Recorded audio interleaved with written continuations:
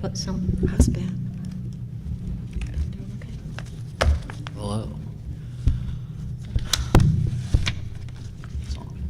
Got it when we went to the hospital. Karen, you're good. We're good? Okay. This is a meeting of the Marlington Local School District Board of Education on Wednesday, July 6th, 5 p.m. Call the roll, please. Mrs. Humphries, Here. Mr. Swift, Here. Mrs.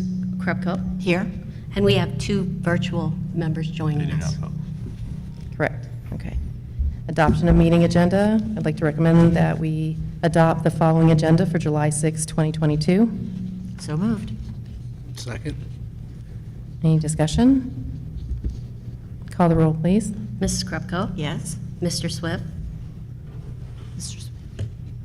Yes. Mrs. Humphries. Yes. Passed 3-0. Okay, Mr. Swisher. Okay, under new business, we have Alan Harold here, our Stark County Auditor. He's going to give a presentation over our Nexus pipeline settlement. Sure. Hand it over to you.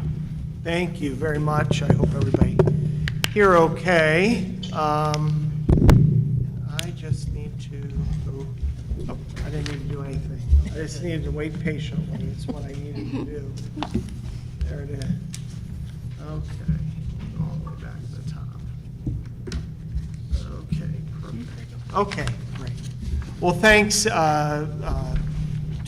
you, Mr. Swisher, and to Dr. Main for having me here today, and to members of the Board of Education. Certainly this pipeline issue has been one that has kind of hovered over our part of the state. It covers 12 or 13 counties in our part of the state, and depending on how much of the pipeline goes through your county or through your district, it really depends. That kind of dictates the import because we have a lot of other political subdivisions that are impacted by this, but none to the dollar amount with Nexus that Marlington is. So as I've kind of kept the school treasurers apprised of this over the past year or so, as we've worked through different iterations and different elements of the legal battle, as we reached a conclusion about a week ago, 2 weeks ago now, I thought it'd be good just for me to come and talk to you all, and for you to be able to ask me any questions that you have of this. Some I may be able to answer, and others I'll sure do my best to get you the answer. So we're going to set the stage a little bit here. Everybody good? Okay. I'm just going to have Mark and Josh Mute. there. Okay. They can mute there. Got it. Okay. So the first thing is, from how we value this pipeline, it's no different than elements of the process, I should say, are no different than we value your residents in that. So somebody has to come up with a value of this thing, and then we end up taxing it. So we don't buy and sell pipelines typically, right? So here what we're relying on when a pipeline becomes taxable, it's largely based on the cost to construct. And it's not just the materials that get put in the ground, the steel and the other components, the machinery that are part of pumping this stuff along. It's also the labor and other things related to the operation of the entity that are all figured into the cost to construct this pipeline. And it takes several years, but there becomes a time when the pipeline is placed in service, and then that's year one. Once they start using the pipeline, that's year one. And after that, then it's actually valued, and that's done by the Ohio Department of Taxation using a formula that in large part is confidential because it contains trade secrets. So it's not something that we're privy to necessarily in any way. And so then it's placed on the tax roll, and just like all other property taxes, We bill them the following year, so it's 1 year in arrears, like all your other taxes. For real estate, our homes and other commercial buildings that we have a market value for that, and then the assessment value is at 35% of market value. That's by statute. For the pipelines, there's a market value assigned to that, and then it's 88% by statute. That's what it ends up being assessed at then too, okay? We'll go on to the next slide here. So when they do create the value every year, the tax commissioner for all public utilities, not just pipelines, so there's things with transmission stations, all sorts of other things that are in the ground that are taxed as real property too. We get a notice from the tax commissioner, usually in the middle of September. The county auditor has the right to review that, ask any questions that they typically don't always answer because a lot of this is confidential. But we are allowed to ask the tax commissioner questions during that time. And both the county auditor and the owner of the public utility have the right to do this, and also have the right to notify the tax commissioner if we want to appeal this. And so that's important because it's during this window, typically in the September-October timeframe every year, that's when Nexus appealed its value. And they're allowed to do this each year as the valuation changes, okay? From there, the tax commissioner, there's a process where the tax commissioner could say, oh yeah, we made a mistake. There might be something they picked up on. They may agree with what the public utility, why they appealed. There may be some very specific reasons here. So then in middle to late November, we get a final determination from the tax commissioner. Either it's changed or it's not changed. Most of the time it doesn't change very much. And from there, if the county auditor or the public utility don't agree with it, then it can be appealed to the Board of Tax Appeals. And then from there, it goes to the Ohio Supreme Court or the Court of Appeals. Where we were at prior to the settlement agreement being reached is it was at the Board of Tax Appeal level. So the pipeline company, having not agreed with the final determination from the tax commissioner, had appealed this to the Board of Tax Appeal, and it was in the middle of about a 2-year-long case before the settlement was reached. Okay. So again, the next one, just to clarify, because this is always a little bit of contention here, within the Board of Tax Appeals, the only ones that have standing are the owner and then the county auditor on behalf of the taxing subdivisions. Okay. Schools, even though they're the largest recipient, this is why this is different from the Board of Revision process, if you're terribly familiar with that, where for regular commercial property or residential property where the school board, more often plays a role in that, and has up till recently really had some other protections in statute for that. With public utility, they don't, okay? So it's just the county auditor and the owner. So we have two different pipelines going on here. I'll just touch on the Rover for a little bit. Rover goes to the southern part of our county. Nexus is to the north. There's only about 4 counties, I think it's 4 counties in the state that have both, like we do here. So Fairless is largely the impacted district with Rover. That's going on as the summer goes on. And Nexus, again, we got a call the day before on early in the morning on June 22nd, that on June 23rd, we were going to have a call with the tax commissioner. So affected county auditors were on the phone with the tax commissioner, and he announced the settlement that day to us, and it was made public later that day. Again, some of these notes, and I'd put in here in the beginning, and I should have said too at the outset that some of the notes in here are from Becky Princehorn, who is perhaps, I think she's counsel to you on various things with Bricker and Eckler and Columbus, a Stark County native.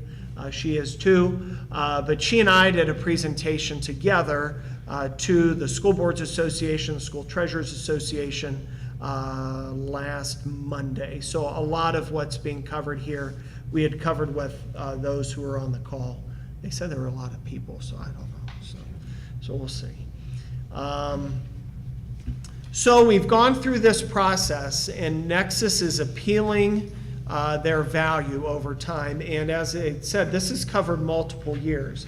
And so each year, the tax commissioner comes out with a new determination of value, because the way that pipeline valuation works is that there's this value that's set in the beginning based on the cost to construct.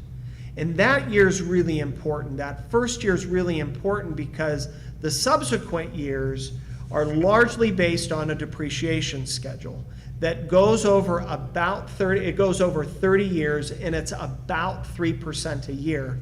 To get at the end of the 30 years, the base value of the pipeline is then set at 15% of what, kind of where you started. Now, each year there's pluses and minuses, just like in any, in any building or any shop or anything like that. Things, they go in and they fix some things, so some value gets added by things they get added. They might need to improve a pumping station. They might need to replace a section of pipe. And so that follows then a different schedule of depreciation than what it did in the beginning, because it's brand new. And then they take things away because they say, oh, we didn't need this piece anymore, or they may go in and reroute something for whatever reason to get to a new pumping station and then take it back another way. So there's always pluses and minuses every year.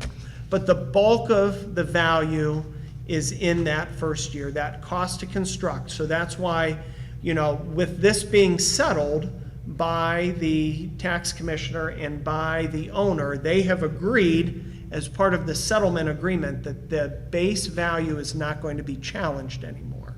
Okay, so there's going to be pluses and minuses every year, but my 12 years of doing this, those are always very, very nominal, certainly in the scheme of things when you're talking about hundreds of $1 million of value like we do here. So what they do is they have this value that's set, and then it's largely this just under 3% depreciation that goes on every year. In the appeal process, this is a right afforded to all taxpayers, even if, Bob or Betty Buckeye was appealing their home value, and they said, Mr. Harold, you've just valued it too high. I don't want to pay the bill that you and Mr. Zumbar sent me, okay? They have the right to tender their payment, and that's what Nexus did here. If, again, I'm going to just use simple numbers right now. The tax commissioner said it was $1, so I billed them at $1. And Nexus comes in and says, well, I only think it's 50 cents, so I'm only going to pay on that 50 cents, right? So that's what they do. So when you look at these charts later on and look at what they paid, it's always some metric of what they thought the pipeline was worth. So they always made good on their statutory obligation in each tax year to pay the county, and thus all the subdivisions, at least the taxes on what they thought it was worth. And they typically paid us a little bit more. And then there is no penalty because they paid what they thought it was worth, but there will be interest calculated on that underpayment. There will be interest calculated between what they should have paid us based on this settlement agreement and the difference between what they did pay us. And so that'll go back to the due date of each tax year and be calculated forward, okay? Oops, went the wrong way there. So again, the interest calculation is the interest that they are charged is set by the tax commissioner. It's not set by the county, so it is standard throughout the state, and it's set on October 15th of each year for the following calendar year. So, and for tax year 19, the rate was 5% because the Fed funds rate was 2% at the time. Fed funds rate during tax year 20 and tax year 21 was 0. So they'll only pay the 3% for those amounts that they underpaid during tax year 20 and tax year 21. And I haven't gone through and done those kind of calculations yet. Our system will kind of do for us, and we'll check it, really there at the end of the day, okay? So really the last page here that I had for you, which I think I've sent around this, a really massive spreadsheet, which is included, the parts that relate to Marlington, as well as a summary of the county as a whole, are included in there. So there's a lot of detail. Again, we want to be very transparent about this. Patty's probably seen this spreadsheet several times and maybe shared it with you all throughout this history. This is something that has we've built on from the beginning, knowing that there were a lot of dollars and people are always going to have a lot of questions associated with this. So here are the estimates that, again, I had shared, with the administration last week by levy, by tax year, what we estimate the values or the revenue to be that they will then cut us a check for, plus interest, at the end of the day. So when will the money come in? Our best guess, this is based on, what the tax commissioner shared with us, is that we still have another week and a half to go, 2 weeks from today, actually, till collection is over. So they haven't sent us anything yet. Nominally, they need to make sure that they're whole on what they said the value was going to be for this year. So we'll get a little bit, we'll nominally get a little bit of money in here for the second half to bring them up to that part that equals, what they should tender on based on what their appeal is. They may send us a whole bunch more because, they're doing the math just the same as I am, and other county auditors are doing. So we could get a big check now, and then they just kind of wait till the end and see what the interest calc is going to be here. But the window that follows is after we were notified by the tax commissioner. It goes from the date we receive it in the mail. So we received it one day last week. The county auditor then has 60 days in which to decide if we're going to appeal that. Because remember, the tax commissioner is not going to appeal it, and Nexus isn't going to appeal it. So county auditors have to decide if we're going to appeal it. After that 60-day window is up, then we'll get another notice from the tax commissioner, effectively the final determination that says this is what the values are. Go ahead and compute the tax bills at that point in time. It'll take us, a couple of weeks just to do that, to make sure that everything's right and for us to get those out. The tax commissioner told us that based on his discussions, he expects Nexus to pay in full at the time. The Nexus does have the right to come in and negotiate terms with us, just like any other taxpayer would. So we would do that over the course of a year, 2 years, whatever it might be. But right now we're going with what the tax commissioner told us, that they're going to come in and pay us at that time when they get the bill. Figuring that we give everybody 28 or 30 days to pay, we get the money in, and so at that point, really by the end of October, we would anticipate passing that money out. I have talked to the other county auditors affected. I think we're all in general agreement that when the money comes in, we will do a special advance. Nominally to the school districts, I have some that aren't getting much, maybe we do it just to keep everything clean. Maybe we just otherwise wait until first half settlement like we would any other money that comes in after second half. We always wait until first half to pass that out. But we will do an advance here so that the school districts and the other taxing subdivisions that ask us for it get their money, really as soon as we can turn it around. So within a couple of weeks, after we get it. It had been asked, and a couple other school districts have asked, will there be any fees taken?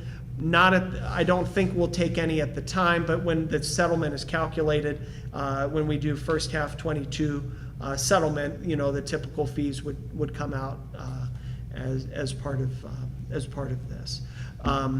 Other questions that have come up that I know may, not so much in our county, but I know have come up in other counties, because we do have a county land bank. I just want to make, and there are a portion of delinquent fees that go to the county land bank and to support the treasurer's and the prosecutor's efforts in that. There's nothing delinquent here, so there's no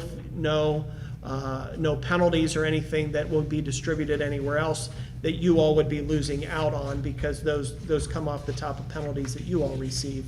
But there's no penalties here. If there's interest, you get it.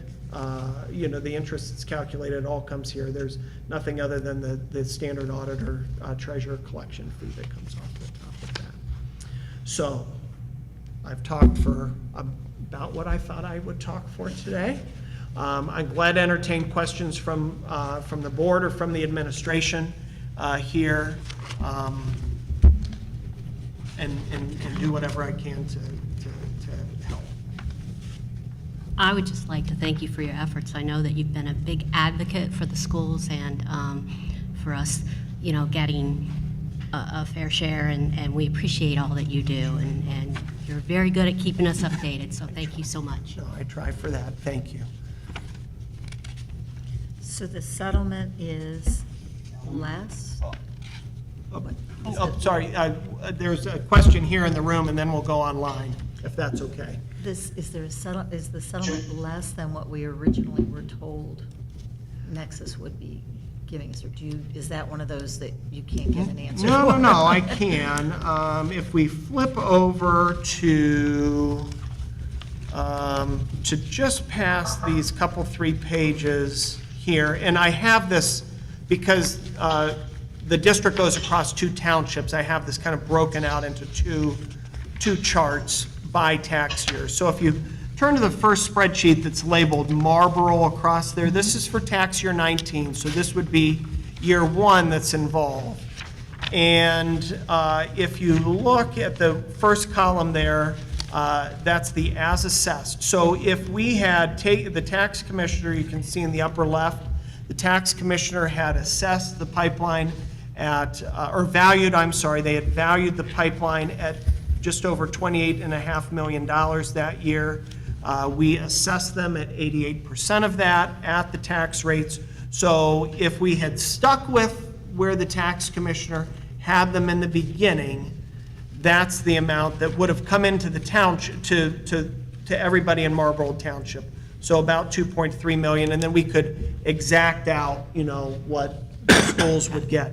Where we come over at the end of the day is you can see where this was settled. So I'll give you one example here. On the general fund, the 5.8 mils for the general fund in tax year 19 in the Marlboro Township section of Marlington would have been entitled to about $165,500. In reality, as it's settled, it's just over $97,000. Okay.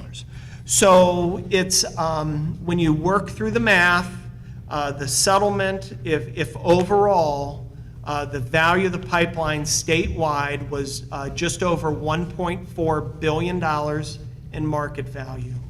The settlement agreement was for $950 million in market value. This is after the state tax commissioner, for the first time pretty much ever, went and got an outside appraiser to check their work. So that came in at $1.2 billion. So if I'd say where we're really working at from a negotiating standpoint is from $1.2 billion to the $950. And then when you look at it from the raw dollars, when we take 2/3 of the value at 88%, you come up with a little about 58, 59% of where we were expected is where we ended up. So from a dollars standpoint, that's how it worked out. And again, this was all negotiated by the tax commissioner. Certainly, to Dr. Main's point, they kept us in the loop. We were certainly advocates, but at the end of the day, this is the tax commissioner's decision here. Thank you. Sure thing. I think somebody, one of the board members who was online had a question, and I don't know which one, so I'm sorry if it was I think it was Mark. Mark or Yeah. Josh, I don't know. Okay.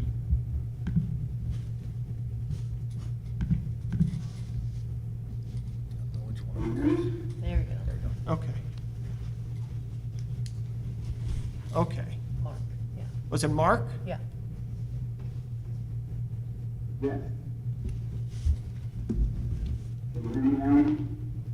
It's a little fuzzy, but go ahead.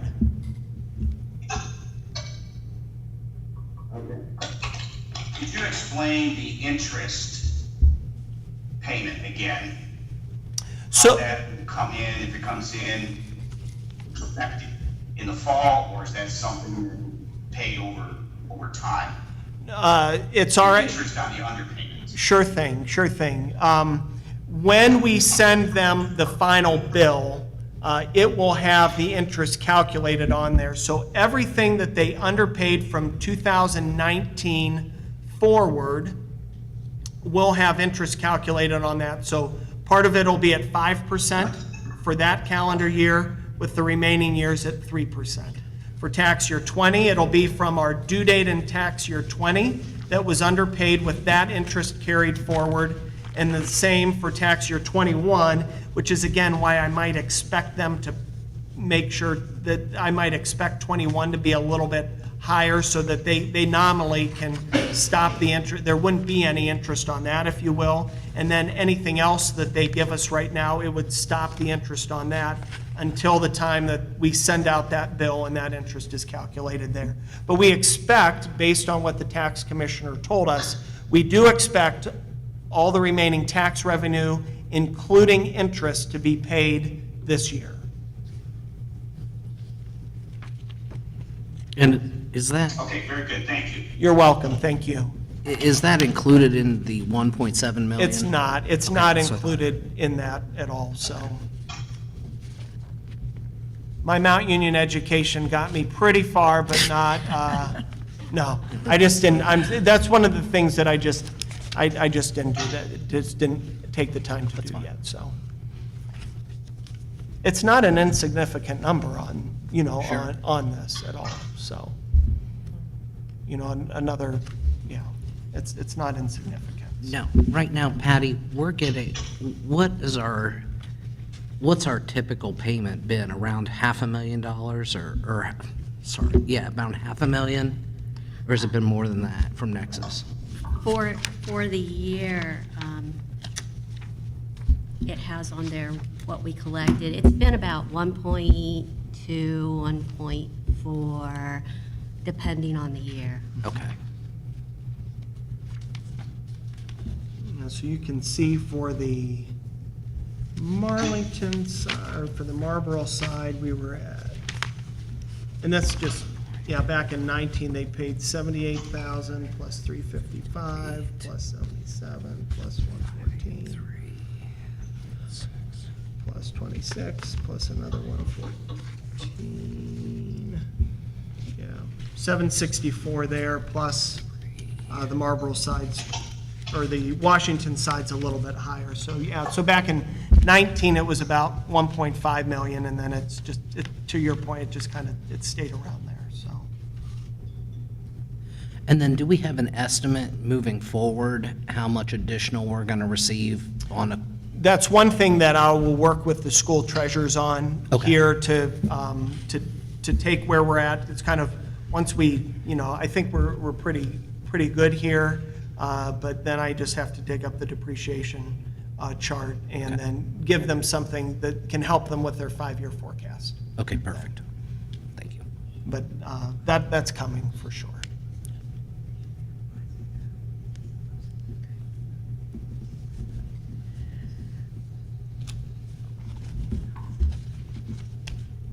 Are there any other questions that anyone has? Okay, go ahead.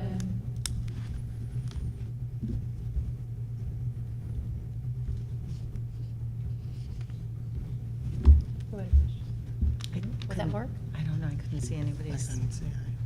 Josh's shadowed and Mark's face was too low. Was the last thing said by one of our online folks that you hadn't maybe heard the question from before? Oh, okay, go ahead. You mentioned about further appeal. You mentioned about further appeals. From what I understand, the appraised value now cannot be appealed again. However, the depreciation can be appealed year to year. Is that correct? Did I understand you to say that? The, what Nexus agreed to here is that they would not challenge the base value any further. To your point, Mr. Ryan, they have, like all taxpayers have, if the value changes, which it does because there's depreciation, they do have the right to come and appeal that every year, that, you know, whatever that change, the pluses that get added or the minuses that get taken away from whatever goes on. But as I relayed, and especially because this is a new asset, that's going to be very, very nominal in the scope of things. I would say in all my 12 years of doing this now, we have not had anyone appeal the valuation outside of when they're challenging that first year. It's all about the first year in this, and I know Becky would say the same thing because she said it on the call too. It is all about getting that base year right. So even though, yes, they do retain the ability to appeal in future years, in the scheme, that part's immaterial to them. It's all this base year.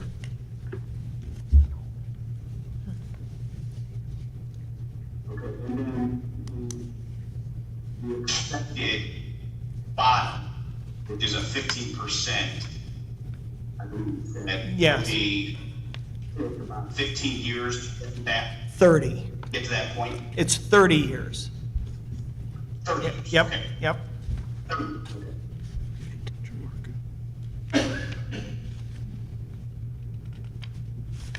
3% per year.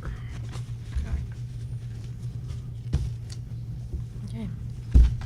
I'm good. Is that good? I'm good. Yeah, looks good. Alan, I appreciate it. The one question I have is I know that Mr. Swift brought up was obviously, you know, once it's all done and we get our initial payments in mid-October, late October, obviously the future earnings haven't been calculated, how they adjust for that.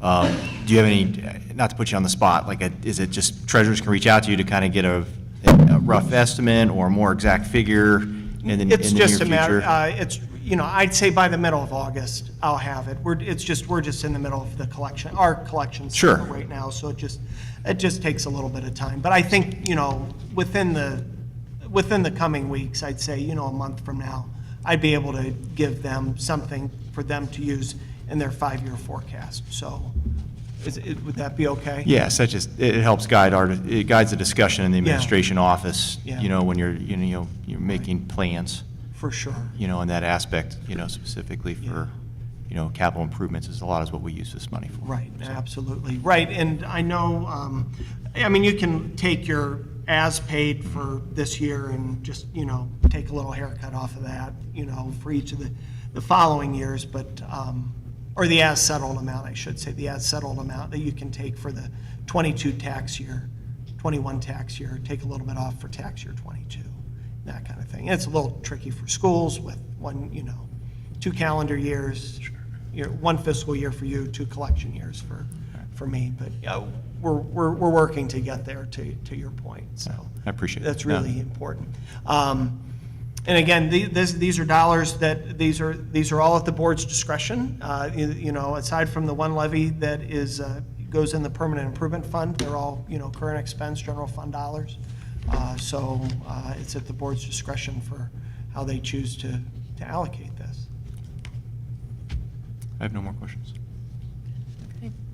Thank you very much. Appreciate it. I know the board may have some other things that they wanted to do here to the audience members. I'm glad to stick around for a few minutes and answer any questions that you all might have. Thank you. too, so, all right. Thank you. No, thanks. All right. Okay. Thanks, Mr. Harrell. Oh, you're welcome. Is there a motion for the board to recess into executive session pursuant to revised code 121.22G1 for the purpose of discussing the employment of a public employee? No action will be taken. This special board meeting is both an essential business and operation and essential governmental function of the board. The board shall live stream the meeting, and I think we all know that already. Okay. Is there a motion? So moved. Second. Any discussion? Call the roll, please. Mr. Swift, Yes. Mrs. Grubko, Yes. Mrs. Humphries, Yes. pass 3-0. Okay. Thank you for coming.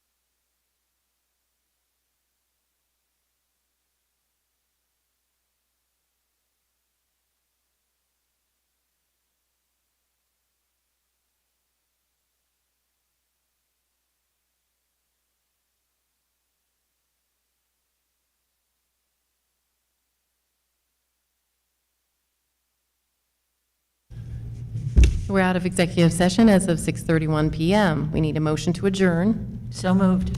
Second? Discussion? Call the roll, please. Mrs. Grubko? Yes. Mr. Swift? Yes. Mrs. Humphries? Yes. Passed 3-0. Thank you. Good night. Good night. You grabbed my folder, yes. Yes. Turn the Okay, mics off. I wanted you to take it. Yes. Did you do this? Put the mics off there. No, I That's did Jonathan. not. Okay, that's Jonathan. I get it. What? What's